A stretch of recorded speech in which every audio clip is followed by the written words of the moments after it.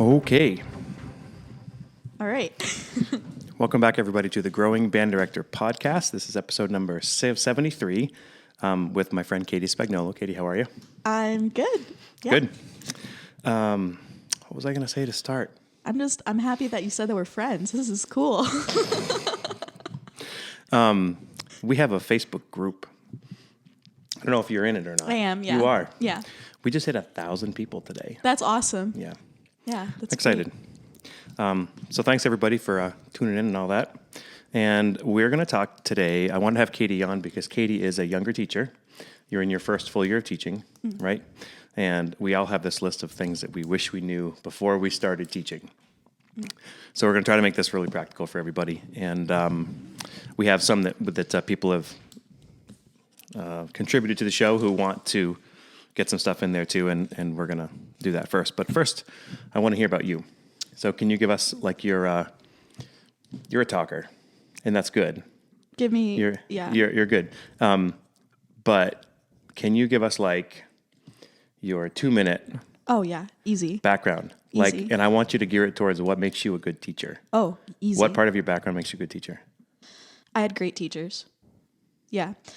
So I'm originally from Old Orchard Beach, Maine, and I had Mr. George Shabo as my first music teacher, and he believed in his students, and he cared about his students, and he saw something in me at a very young age, and he gave me early opportunities to teach. Like, I was in 6th grade, and he was helping me skip science class once a week to come and teach the 5th grade trombones. My 8th grade year, he took me to go and pick out music for our 8th grade band. And he just gave me really good early opportunities to help me realize that it was something that I was good at and something that I really liked.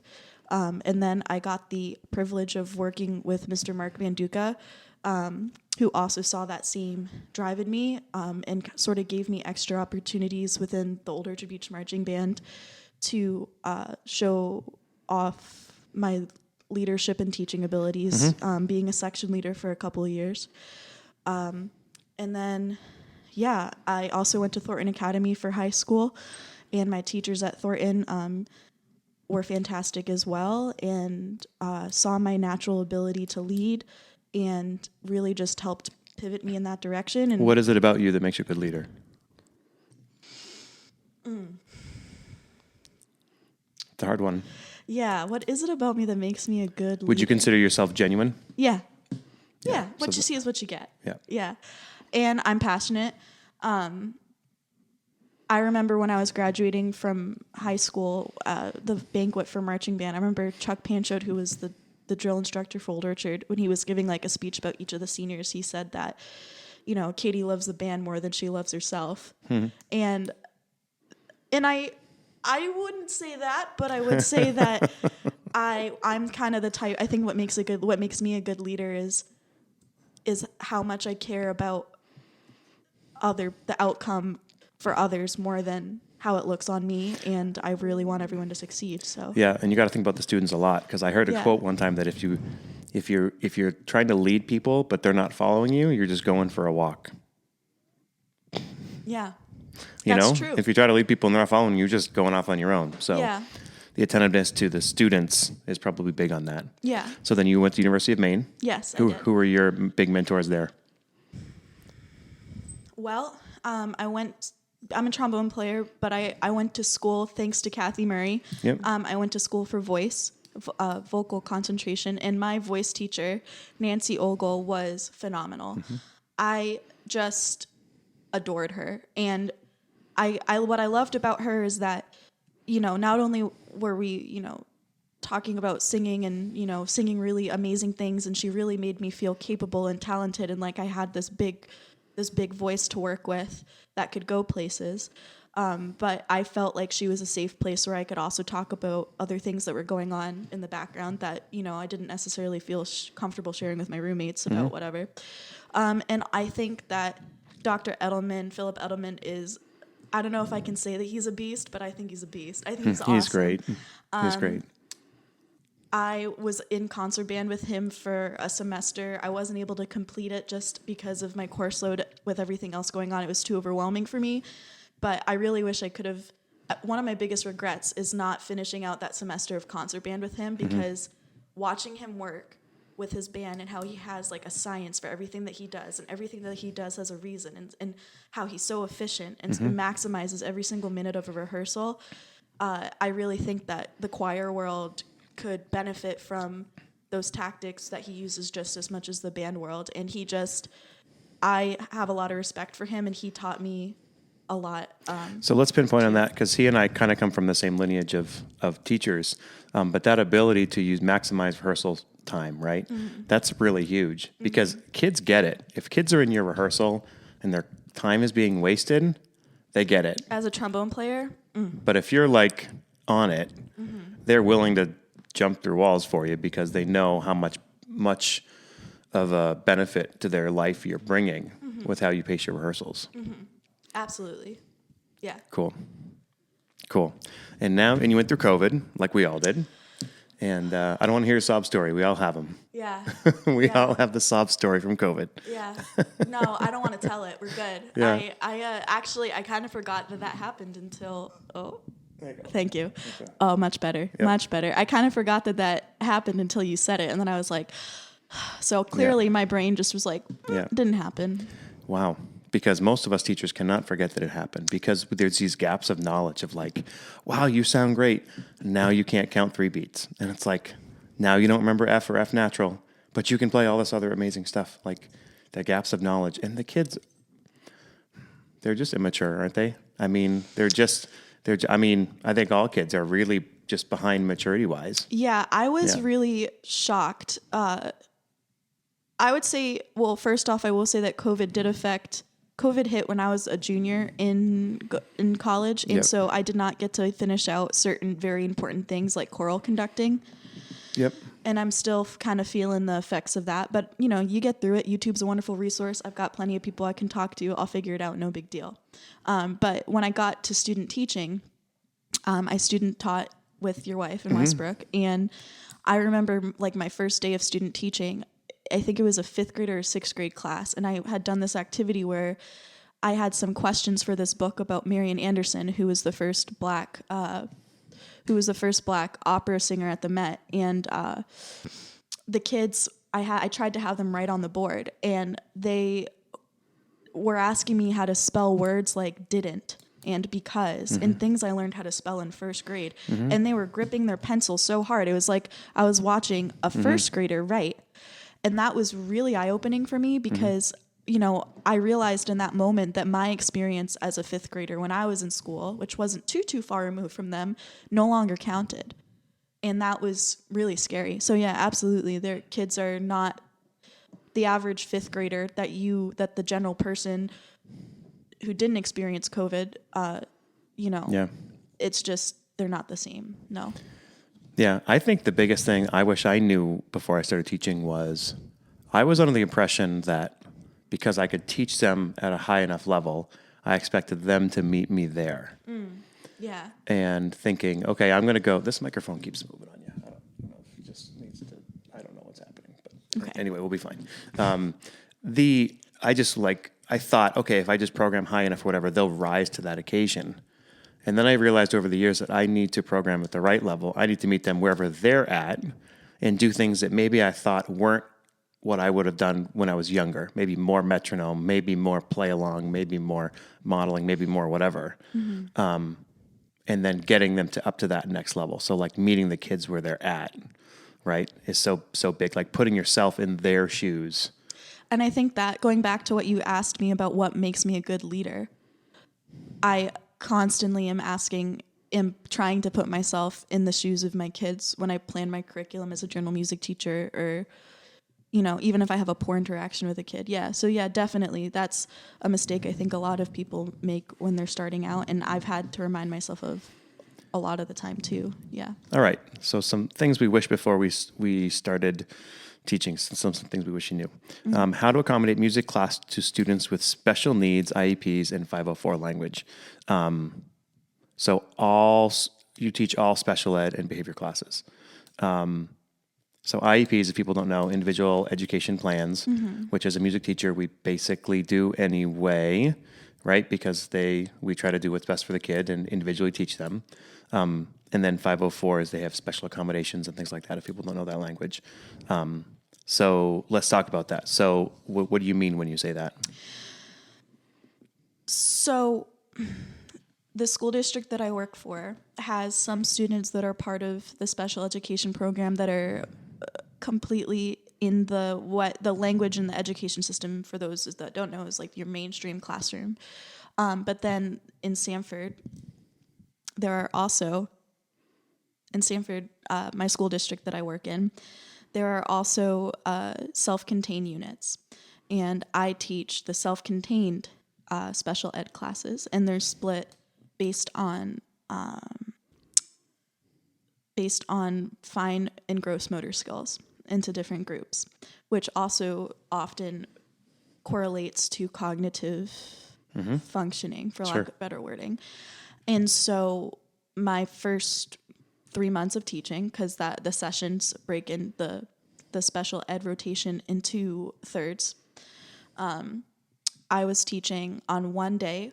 I was teaching the highest level of kids, and then the next day I was teaching the lowest level of kids that were nonverbal, kids that I had a student come up and pull my hair, and kids that had who were in middle school, but if you were to think about their age, probably were more at like an elementary or preschool level. And also they have a self-contained unit for students that have major behavioral disabilities or traumas that just make it very difficult for them to be in a mainstream classroom. Yep. And it's only 4 or 5 kids, but it can turn to chaos really quick. And so specifically I had to sort of on the fly figure out how to teach those kids with genuine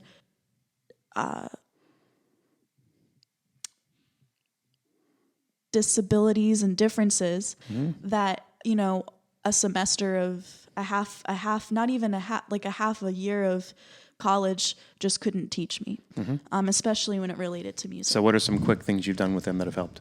Working on specifically the kids with fine motor skill and gross motor skill issues.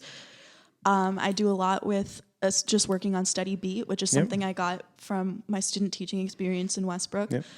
For my kids that are nonverbal, doing ASL signs, signing songs, like teaching them the signs. So we did like "You Are My Sunshine," and it played in the background, and we I taught them the sign language for it.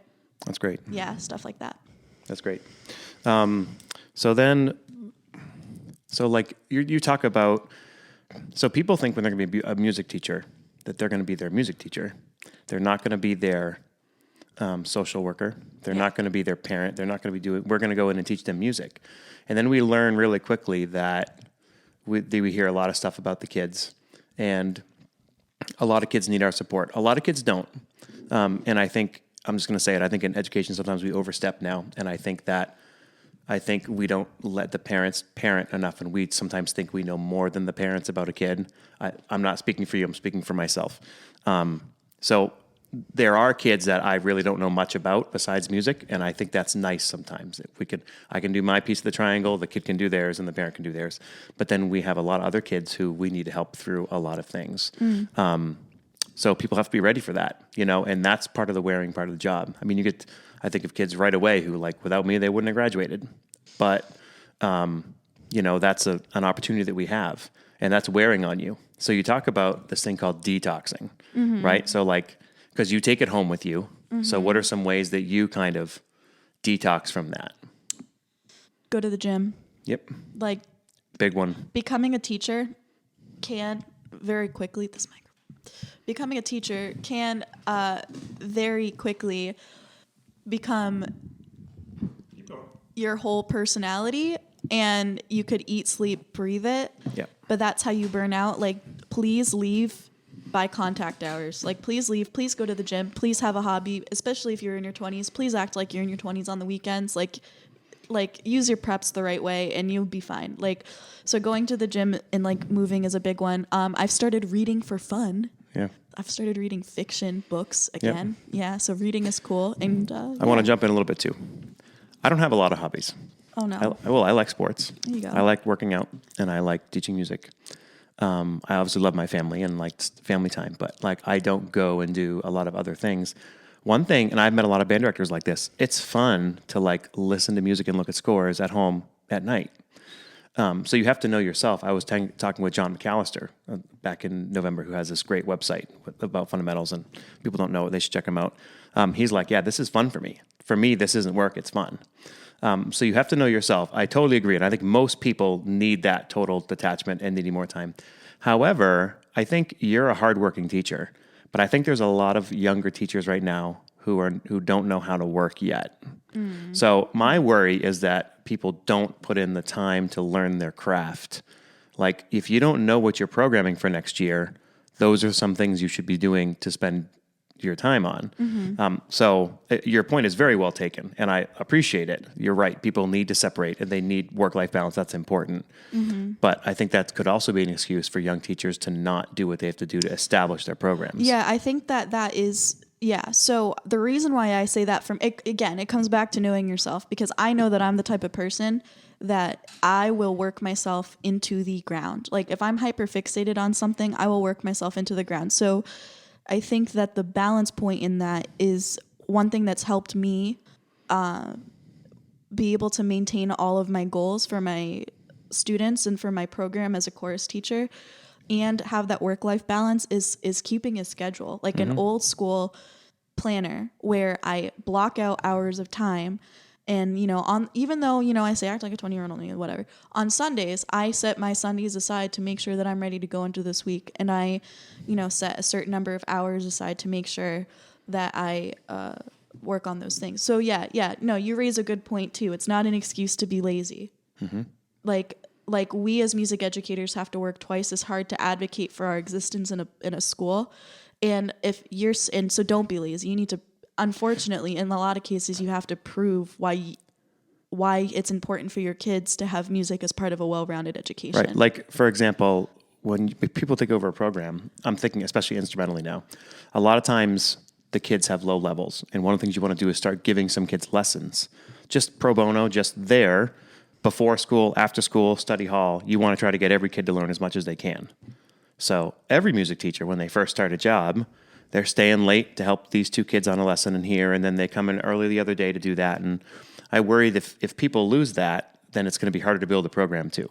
So, you say contract hours. To know a band director or chorus teacher who just does contract hours, that's probably hard to do. But your point is well taken. But I think it's important for people to be willing to go in early if they need to, especially if they can make it work with their job, and they're go in early or stay late depending on what you have. Like you're here on a Friday night recording this with me. This is a professional thing that you're doing. I know. You're not off just like at a restaurant. But this is also fun, right, Mr. Smith. See, this is an example of how talking shop can be fun too. And I go early. I'm the type, and the reason why when I was saying like leave at contract hours, that was more so me saying that to myself, because I am the type that I get there early, like wicked early, and I get stuff done early, and I plan a lot in advance. Early at school is so cool. Before the kids get there, I it's love like it. the best time. I love it. I can like drink my coffee in peace and listen to music for myself in peace while I. What time do you get to school? Anywhere between 6:20 and 6:30, but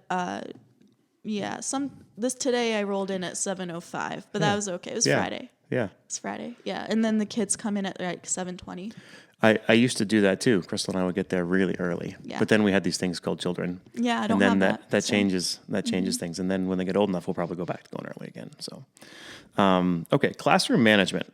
Classroom management is really hard. I used to think I'd stand on the podium, put the baton up, and all right, here we go. They all care as much as me.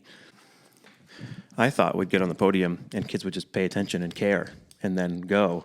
But classroom management is like, I heard somebody say, you're giving permission for every action every kid takes your entire class. If any kid does anything that you don't think is approved by you, don't let them do it. right? I mean, as simple as sitting the wrong way or singing the wrong way or playing the wrong way or, just going to the bathroom without asking or like any little thing, you're giving permission over all of it. And the great teachers have that.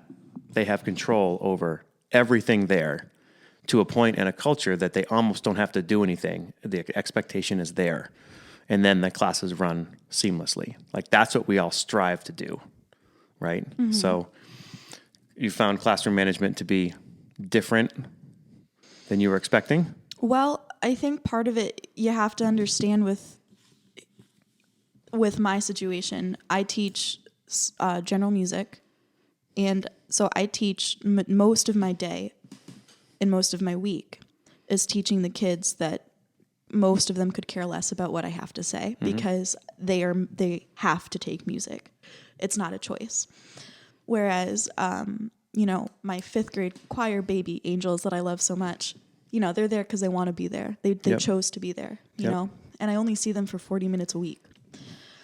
So I find that with classroom management with my general music kids,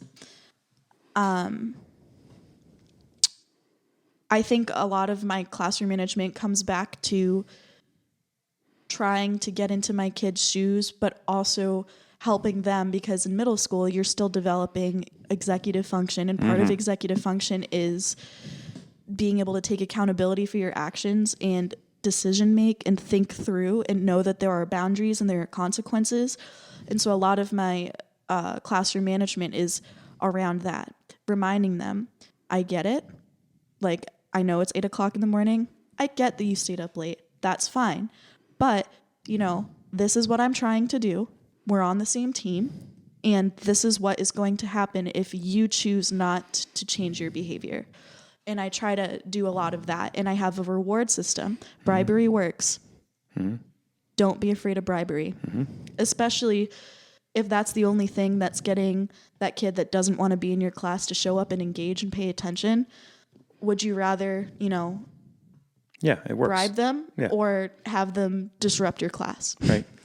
I remember teaching the general music I used to teach at the high school level was a class I had to teach. It was an intro to music or whatever it was. I taught that a year. And then I said, okay, we're changing this because I want every kid I teach to be making music, period. So I've always advocated for when you can, general music class is a piano class or guitar class, or it's a making music class. I found that even that when I did that, all of my issues went away. Like if I sat and tried to teach them about Beethoven, like, okay, we're done. Or if I tried to do group things with them, we were done. I taught high school only. But the minute they were individualized and they were on pianos, and then they had a curriculum that was right for them, using lots of different kinds of music, using reading music versus not reading music, because when I teach piano live class, we have like the note letter names are written out, as well as we also then read out of the book as well. So, and they're learning current pop tunes in addition to C position, bass clef, treble clef, and all that stuff. And I just found that I have zero classroom management issues in that quote unquote general music class because they're doing, and they have to, when I'm sitting and lecturing. And before that, we had a music appreciation / history class that my colleague many years ago would teach. I'd walk by that room and the kids are like totally checked out. And he was too. But then the minute they're all doing something, it was like totally different. I think you said something really key in there, and that is the right curriculum for them. So now you may feel free to disagree with me on this. Sure. With my 8th graders specifically, I do a unit where first, I have them make a family tree map where they take an artist of choice that they listen to, and then they trace back influences 100 years until they reach an artist that was popular in the jazz age and the blues age. Instead of talking about, classical music, I want my kids to understand that the popular music that they listen to as American citizens stems from blues and jazz and folk. And so I spend a lot more time focusing on that, and I make sure that they know that the artists that they listen to today come from this tradition.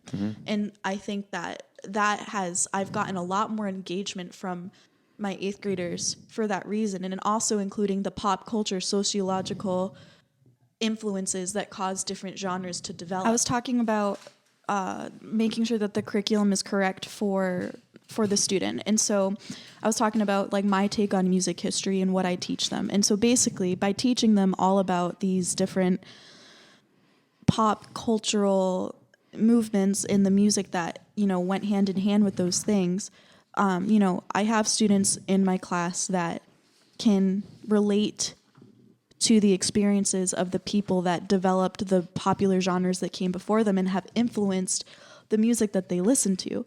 And I've also found that a classroom management tactic that works is give your students choice.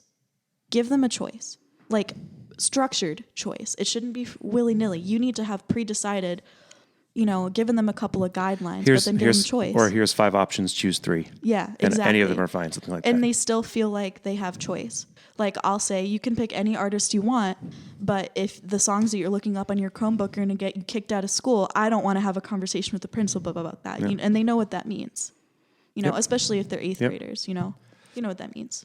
Yeah. Okay, so pedagogy. Mm-hmm. Yeah. We're never fully cooked because like you might think, I've been teaching a long time when you look at me, but like I've got pedagogy issues. Like we all have pedagogy issues. That's why we try to do episodes on here as it goes on certain instruments to help people with that. But like, let's talk about vocal pedagogy. I know So you have a voice person on here. Am I your first voice guest? Well, I have a lot of people who are singers. But am I your first chorus teacher? You'd have to ask me. Probably. Yes. Yeah. Yes. I just see you as a music teacher. Yeah, that's true. But whatever. Okay, sorry. Whatever. My ego. I just need to boost my ego a little bit. All right. Anyways, what was the question? Oh. Yeah. So we were talking about vocal pedagogy. Mm-hmm. So maybe without getting too far into the weeds, but like what specifically didn't you learn or you wish you had learned? Like I wish I knew all my fingerings when I came out. I wish I had a better handle on the woodwind instruments when I came out. I wish I could play all the percussion things when I came out. I learned about how to manipulate my own voice to make it sound good in my studios and what that felt like for me. But I felt as though I was trained more to become like a solo singer as if I was going to be a performance major. Mm-hmm. I did not learn how to help tactics for helping other people, mm-hmm. especially young people, little people, develop their voices and have control over their voices and how to use their voices. Specifics like vocal anatomy, didn't learn. Yep. And as a voice person, as a voice teacher, my favorite voice teachers know a significant amount vocal anatomy. So much so that when I was student teaching, I bought myself a book that's probably way above my reading level to try to teach myself, because I was like, I felt like I was letting myself down because the people that I admire so much, were able to teach me a little bit about it. Specific, like, I'm not sure if this is going to come out in English, but I'm going to try my best. Like when an ensemble has a specific sound that's not quite right, or a specific issue that's not quite right, and then knowing how to troubleshoot that, mm-hmm. and knowing what's causing that issue. Mm-hmm. Those are things I didn't really learn. Like the first time that I felt like I got any sort of pedagogy specific to voice on how to teach voice was when I learned about conversational solfege when I student taught. Mm-hmm. Groundbreaking, like eye-opening, changed my life, mm-hmm. made me a better teacher, so much so that my mentor, my UMaine assigned mentor, Mary Brown, she sent me all 3 books as a gift after I graduated, which was super cool. And I have them, and I'm so thankful that I have them. So if she listens, thank you. But yeah, so, and that it's on top of the imposter syndrome that I'm going to talk about with my tips for first years. Yeah. It makes, and me being a perfectionist and being like a, drive my nose into the ground type of person, it just makes me want to work harder. Like it makes me feel like I need to go get my master's in vocal pedagogy tomorrow because I don't know this, and that makes me mad. And a lot of what I'm doing right now is, finding resources online to make middle school Phi things. I'm just going to stop you. The fact that you know you don't know, that's it. Yeah. You just need time to learn more stuff. Yeah. Yeah, that's it. Yeah. That's what people need. They need to know that they don't know and then be willing to work and figure that stuff out. Yeah, absolutely. All right. So before we get into our tips for upcoming teachers and music ed people, a couple people from online. I don't have names here, so I apologize. It's okay. Somebody said, I didn't realize how easy it would be for me to lose my prep time to administrative tasks like bus requests, grades, figuring out why the copy machine has chosen me as its victim that day, and organizing events and coordinating with others. Huge, huge. You're not just conducting all the time. I also didn't realize how few students were like me, a solidly top band kid, AP kid who really cares about grades, and learning how to motivate every kid has become a fun yet incredibly challenging puzzle to solve. We talked about a little bit of that already. I mean, we don't have like solutions for all these things, but we're just making people aware of them. All right. Another good friend of mine put some of these down. Classroom management. We talked about that, like getting them to buy into it. One of the, middle school teachers who can do classroom management are the best. I love them. Thank you. Budget development. Like we have to do our budget in November for the following year. And it's like, okay, I think we need this. But then we had a famous year many years ago where we needed a tuba. And then the tuba player moved that we needed the tuba for. But we still had to buy the tuba because they weren't flexible. I heard this with story. Anyway, I heard that story, yeah. So budget development, curriculum development. Oh man, that's a whole thing. Yeah. For me, it's plan your whole year in the summer or the spring before. Plan it all out so it's educationally sound. Be willing to change it, but go. That's from a band side of things. Same with general music. I don't have a curriculum. I made everything up myself. Yep. And we're lucky. We're not told what to teach when. Amen. We get to do our thing. Job-related administrative tasks. Okay, we talked about that a little bit. Parent communication. Here's a thing. So when my son the teacher needs to contact home, I expect that to happen. Like, if my son didn't had like a really bad day at school, I would want to know about that because if not, we don't know. And then I'm thinking, how many kids have had bad days around me and I didn't email home? Like a lot. A lot. Same here. So like from the parent side of things, I'm seeing how important that parent communication is.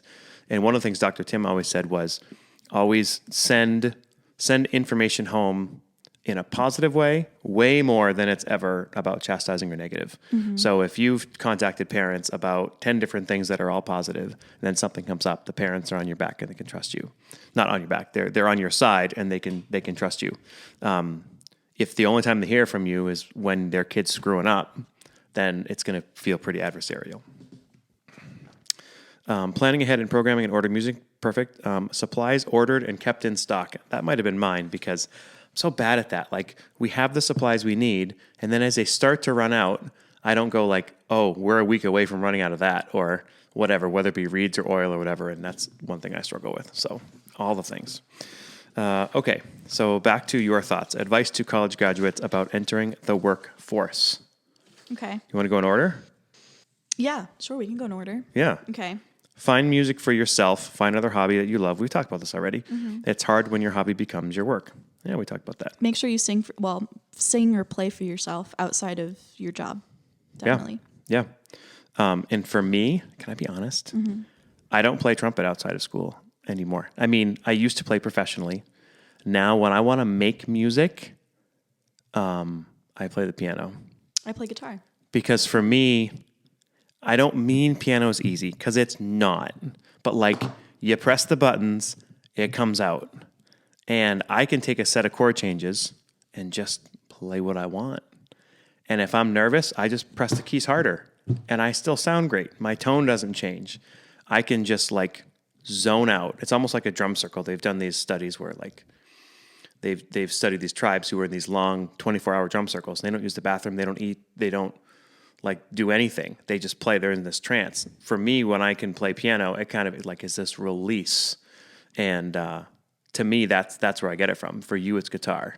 Absolutely. And you know, before I even really got into, I mean, my relationship with chorus is an interesting story, but that's for another time. But before I sang in school settings, I was very against it until I met Mrs. Kathy Murray. But again, side story. That was my release, is I would find songs that I liked on the radio, and I would play them on my guitar for myself. And again, it's that mental, and for me, playing guitar and singing is a big emotional release too. So yeah, absolutely. It's like nothing else matters. It's just me and my guitar, just me for myself. And I make myself feel better. And I'm like, man, I sound really good. I'm the best. And then I go eat a cookie or something. Yep. And you mentioned Kathy a couple times. We haven't talked about Kathy much here. I love her. She's amazing. If anybody's looking for a good teacher, Kathy Murray at Thornton Academy in Saco. Look her up, reach out to her. I love great. you, Miss Murray. Yeah, always. she's awesome. XOXO. She's so good. Imposter syndrome. Mm-hmm. So are you trying to be Miss Murray in your teaching? No. So I assume imposter syndrome is you're basically going there trying to be your mentor. My definition of imposter syndrome is feeling like you don't belong there. Like you are not qualified to be there. Like everybody else is more experienced than you, and you were faking it. You were pretending. And I feel this the most. I feel this less when I'm like regularly teaching, like general music and such. I feel this way more when I go to step into teaching chorus, or when like we just did, like Westbrook does All City. Sanford does a similar thing, except I don't know, is All City like band and chorus all together? Or is we have it a separate? Chorus one and then a band one separate. We just had our chorus version of All City in Sanford. And I was telling my mentor teacher, Justin, who is also the GOAT. He's awesome. Fantastic mentor teacher. We'll talk about mentors in a minute. I was expressing to him that I was feeling inadequate, and I was feeling nervous, and I was feeling really scared walking in and going to this dress rehearsal, and having to conduct, which is something I'm insecure about, and having to conduct in front of people that have a lot more experience than me, like Matt LaBerge, who's fantastic, and he's the new chorus director at Sanford High. Heather Hastings, people that have just been in the field a lot longer. So,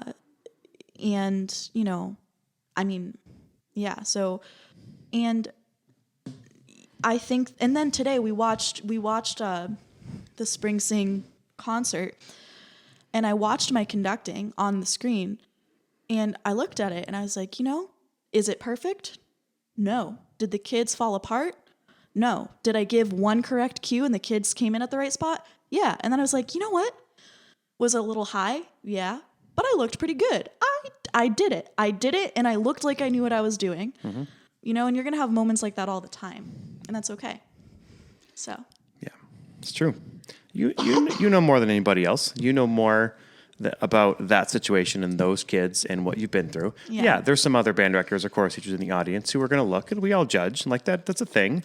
But if you really get it, you understand that it's not about how great of a conductor you are. I mean, do we want to be good? Yes.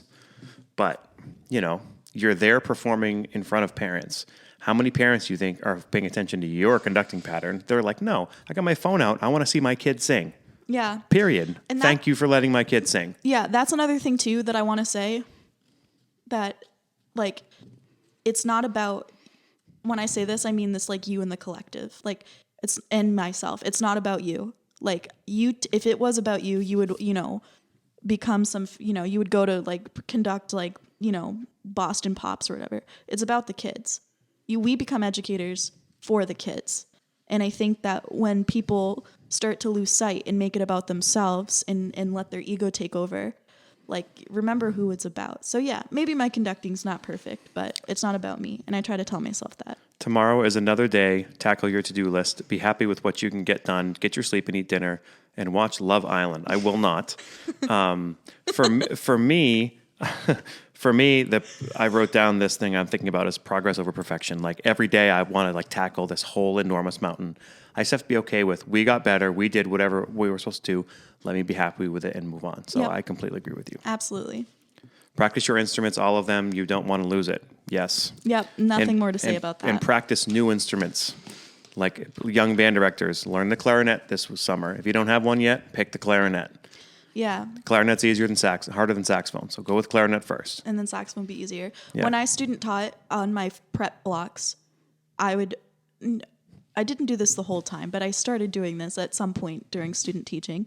I would like force myself to pick a different instrument and go into a practice room and practice for a little bit. Yeah, I'll do the. No, it's good. I think we're okay. All right. I was just worried about that. I don't know. Oh. That's like, it's one of those days. I just don't okay. get it. I don't get it. It's all right. Lean into your mentors. So Terry White says this. A lot of the other people say this, like, surround yourself with the best people that you can. Try to get it so you, like, professionally, you're the worst one in the room and you're learning from everybody. And Larry Williams said it last week when we were talking. He's like, when I play in PJO, I feel like I'm the worst musician there. And I like that because it helps me really grow. When I went and observed at UNH as a senior, I sat in the Wind Symphony and Trent Austin sitting there playing lead. And I'm like, okay, I'm good where I come from here, not. Mm-hmm. And that's intriguing to me.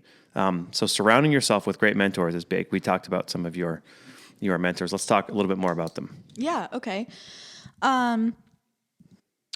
Well, what specifically? Well, I don't know. You talked about them. They're great. Get as many perspectives as possible. Yeah, get as many perspectives as possible. Like Crystal and Jean are fantastic. I worked with them a lot. I mean, Crystal was my mentor teacher and I student taught. And Jean Quinn, I also, even though on paper she wasn't my mentor teacher, I consider her definitely a mentor teacher. And Jean and I did a lot of team teaching together. And one thing I learned from Jean, okay, I'll give you one thing I'm just going to talk. All right. I was amazed at how quickly Jean built such authentic relationships with her kids. And the Westbrook kids, like, adored her. And it was because she just was very candid and very herself. And I really took note of that. And at Sanford, I'm very, very, very, very, very blessed that I am not on an island by myself. I do have friends that are the only music teacher in their district, and they're working out of more than one school all alone. That is not my story. Thank God. Mm-hmm. I have Dee Ames, Erica Scarano, and Justin Petrick that all work in Sanford with me, and all have many, many years of teaching under their belt. Mm-hmm. And what I love about the three of them is that the three of them are so different that when I might talk to the three of them about the same issue that I'm having, and they're all have different years of experience, they'll all give me a little bit of a different take on how they might handle a situation. And then I can sit back and think about it and think, okay, well, what aligns best with mine, or like give me new ideas. And, I just feel so supported. And even like my past teachers that I've had, I have a lot of high respect and love for my past teachers. And one time Tom Lizotte said to me something along the lines of like, when I was subbing at Thornton before I got my job in Sanford, and he said something along the lines to me of like, think about what all your favorite things, what you love the most about your teachers, and basically copy them until you figure it out. Yep. And yeah, I mean, I do that a lot. And I think with Smurry, what I loved about Smurry is that she has this ability to be such a mom, but also, and such a mom in the well, I mean, she is a mom, but in the sense that she can be hard on you, but she can also love you. But she can be very strict, but she can be very relatable at the same time. And she demands respect in a way that is just so like effortless, and I just have a lot of respect for that. Talking back with Jean and Crystal, you were mentioning them. Both of them know they don't have all the answers and are currently looking for that to me too. Currently looking for all the things, and even though they've been teaching a long time, nobody has all the answers. John Mastriani said you can't know everything. Yeah. So just is what it is. YouTube is your friend. Amen. It is everything we want to get from YouTube. Mm-hmm.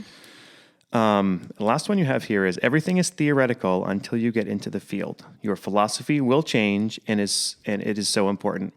That is the foundation of your why. Relationships really matter more than anything. I would actually completely agree with you with that. Cheyenne Priest said that to us. Cheyenne Priest came and talked to Cheyenne Priest said relationships matter more than anything or something along those lines. And I got to work with Cheyenne my senior year of college, which was a fantastic experience. And she said that to my class. Dr. Edelman had her as a guest, and that was what she really honed in on. And you know, she can sell a Yeah. ketchup popsicle to kids wearing white gloves. That's Cheyenne. she's awesome. She is one of Fantastic. those relationships with kids kind of teachers. And I think that is so, and I have found that some of the, like, I had a kid that told me, let's call him Fred. Fred. Thank Okay. you. Let's call him Fred. An 8th grader named Fred, who told me that, I asked him how his weekend was. And he said that he got arrested. He got in trouble with the police. He's in 8th grade because he stole something at like a campground. And I was like, come on, man. Like, what are you doing that for? Whatever. He was doing really well in my class. This is a kid that I had been told by other teachers, oh, watch out for this kid, which I hate. Please stop saying that to new teachers. If you're a veteran teacher, stop it. Let new teachers make opinions for themselves, please, about kids. Because otherwise you're just perpetuating a narrative that kid didn't get to choose. Stop it. Sorry, I got a little, that just bothers me. Anyways, Fred. Well, how many kids do great in music and then bad in other stuff? Because they course. like it. And because you treat them like a human being. Anyways, my bias is showing. So Fred told me about this, and then I kept on working with Fred, and Fred was really vibing with what I was teaching because we were talking about hip hop and rap and things, music, styles of music that he really cared about. And he was seeing the importance of it. And then and I could see that he had like a little bit of a musicality to him. And one of his other friends said, hey, you should join band. You should be in band. And I got right behind that. And I said, hey man, just try it out for a little bit. And I mean, he did try it out for a little bit, and things were going really well for him for a while. And he ended up not continuing with it. And I just saw him in ISS the other day, which kind of broke my heart. But he built a new relationship with another teacher because of that experience. And when I was growing up, one of the best trumpet kids that I grew up with, he's a year older than me.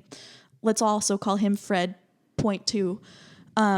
He had the potential to be a mega pain and like a major behavioral issue. And Mr. Shabo put a trumpet in his hands, and he went on to be a beast. And, he doesn't play anymore, and things have changed for him. But having that relationship. And one thing that also means, I think Cheyenne said, is pull the kids that give you a hard time, pull them closer. No, Cheyenne didn't say that. Sorry, Cheyenne. Someone that in my child development class, a teacher in my child development class, I think her name is Margot, she said, those kids that give you a hard time, pull them closer. And I have adopted that philosophy. And the kids that every single student that a teacher has told me, oh, they're going to be a problem, you better watch out for my homeroom, they're the worst. I go on with the attitude of pulling those kids closer and showing them that we're on the same team. And I can teach them anything that I need to teach them about music because they respect me and they know that I respect them. Kids do not feel respected by adults.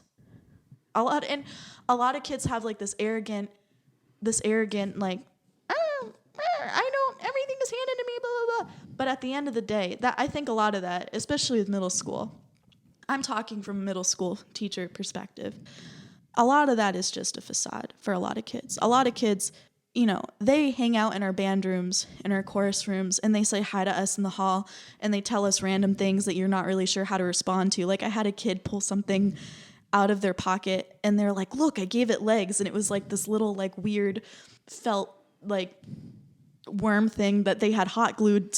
It was crazy. And I'm like thinking to myself, why is this kid showing me this?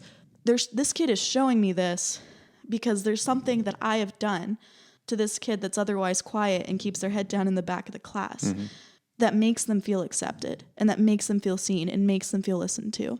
And I've had kids email me. One student in particular emailed me, didn't say a single thing the whole class.